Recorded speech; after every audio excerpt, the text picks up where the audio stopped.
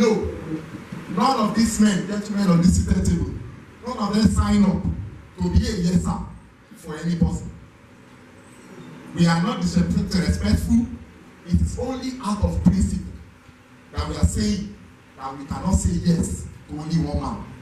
There are other respected and reputable leaders which must all agree together to design and determine the future of Orile-Agege and Agege. May I quickly say that the crisis does not start overnight. The atmosphere in Agege and Orile-Agege has been toxic for years. The Speaker's Obasa's prolonged tenure has created an environment where dissent is punished, merits are sidelined, and leadership is inherited and not earned. Just on Saturday, one of our agitators, who also shared our view, called me to tell me she was just an ordinary sweeper. An ordinary sweeper whose salary is not even up to 60,000. Called me to tell me that they told her that if she continues to attend this meeting, that she will lose her job. And I marveled, an ordinary sweeper. Ordinary PS, what do you call them, sir? Street sweeper. So you are not even going to face the leaders again. You are going to intimidate an ordinary sweeper on the streets who is just trying to ventilate their anger. But by the grace of God, I told her that let them take their 40,000 or whatever salary they are giving you. Almighty God will open doors. We are not going to close eyes on our followers. By the grace of God, many of us on this table, we are business owners. By the grace of God, all the plan, all what God has done for us, we didn't take it abroad. We didn't take it to other local governments. We all established business in this local government. So, by the grace of God, what we are doing for people, we will continue to do it. And nobody is going to send anybody out of this local government. The attempt imposition of his son as a successor and the subsequent backdoor promotion of another loyalist, when that effort failed, was not only undemocratic but deeply provocative. Is it not provocative? It is normal for people to talk. It is normal for people to be aggrieved. It is normal for people to show, to ventilate their anger, that we are no longer fools. There was a direct instruction to not use your son as the chairman. So what did you do? You use that your son as the vice chairman. Is it to underscore all these credible people on this table, or to underscore, to undermine the leadership of our leaders also? It's a sign to the entire party that the leadership is not capable or for not connected. What we are saying this morning is very, very clear. Such monopolistic tendencies do not modify the party. They moralize it. So many of our followers see that it appears that the leadership of the parties are no longer fair, and they begin to ask questions from us. They begin to consider the option of other parties. The APC in Agege has become a one-way street where no entrance, no reformers, independent voices are systematically shut out. Where new people bring ideas to join the party, you begin to see them as coming to hijack the party. You begin to see them as threats. Unfortunately, some of these gentlemen that are coming to join the party are even coming to add to the party. They are coming to add from their own resources to the party, not to oppress. But you begin to see them as a threat. The broader implications are great. We risk losing not just the credibility, but electability. Voters are watching us. Disenfranchisement members are watching. The people of Agege are no longer blind to justice. Despite this, despite all these operations, may I quickly say that we reaffirm our unwavering support for the administration of Bola Ahmed Tinubu. We are committed to the success of the second term, and we will deliver the new hope agenda by the grace of Almighty Allah. But party loyalty does not mean complicity in oppression. As we stand behind the president, we equally stand against all local attempts to corrode the party from within. This moment demands courage, gentlemen. This moment demands a stand together against oppression. against suppression. This moment is a very crucial moment in our political history in Agege and Orile-Agege. This is not the first time this will happen. This is not the second time this will happen. But someone, a group, must say no to this common oppression.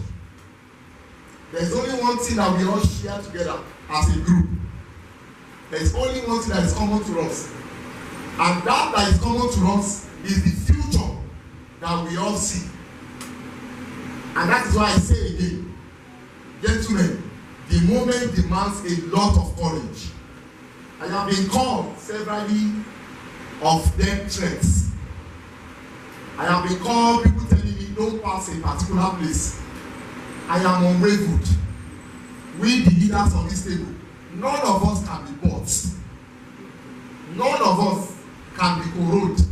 None of us can be corrupted. We stand together as a group to say, to demand for fairness within the party. It demands that the APC leadership, especially the state working committee, the national working committee, the board of trustees, and all well-meaning stakeholders to take a swift, principled action against Right Honorable Obasa. We are not interested in whatever happens to him outside this Agege. We are only interested in protecting what concerns us within Agege. Whether he has party outside Agege is not our concern. Whether he has people, it is not our business. The only sole business we have is to let him know he cannot take all the offices in Agege.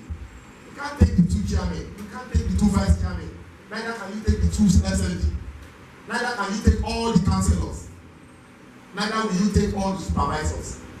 We are going to sit down as a group to agree. There are 2 major political blocks in Agege. We keep saying this.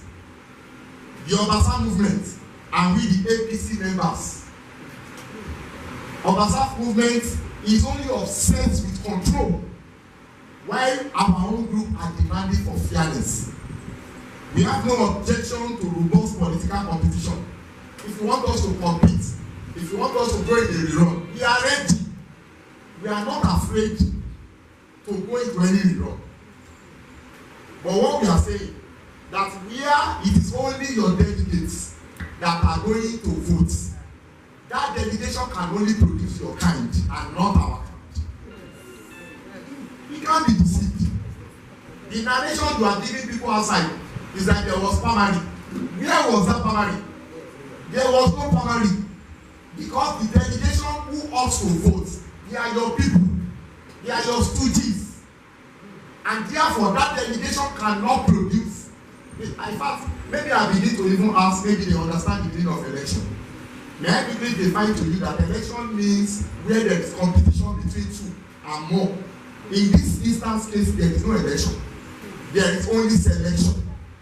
You have only gone to Ahmed to tell your delegation to vote in a particular way. Is that what you call election? That is not election. That is not indirect primary election.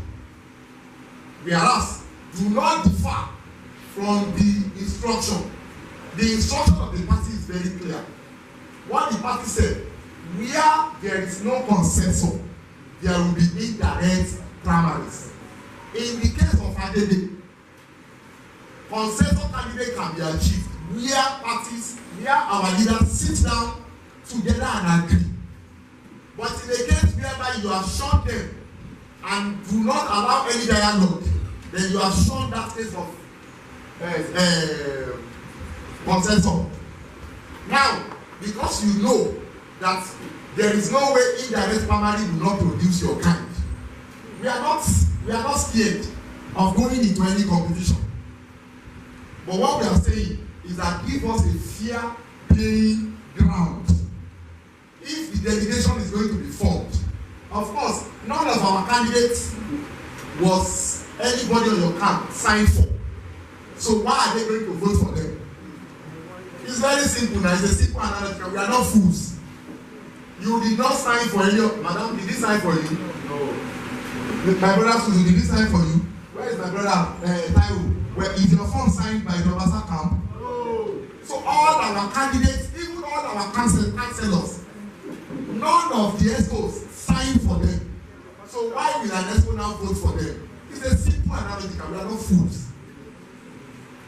Let me quickly end this press conference by saying that we will continue to reject. We will continue to fight for fairness. And we will continue to stand together. There are lots that I would not want to read again. And I want to conclude this way. If needs be that we are going to take our protest beyond this moment, we will take it as far as it will go. If we need to take it to Bodilon, we will take it to Bodilon. If we need to take it to Abuja, Aso Rock, we will take it. I think we have tried as a group to exploit mediation. We have tried as a group to open opportunity for reconciliation. But it is obvious to us that the right speaker, Honorable Mudashiru Obasa, will not hear. If you will not hear, we will not also agree with you. And we will continue to sustain this struggle until our leaders accede to our pride. May I quickly say it finally? Every attempt to suppress us, both with the police or whether with the media, we refuse to be silent. We will continue to sustain this struggle. We will continue to sustain this fight until you realize that only one tree do not make a forest. This is Lagos. This is Agege. We are ready to reclaim our party. Long live Agege. Long live APC and long live Presidential Campaign Council.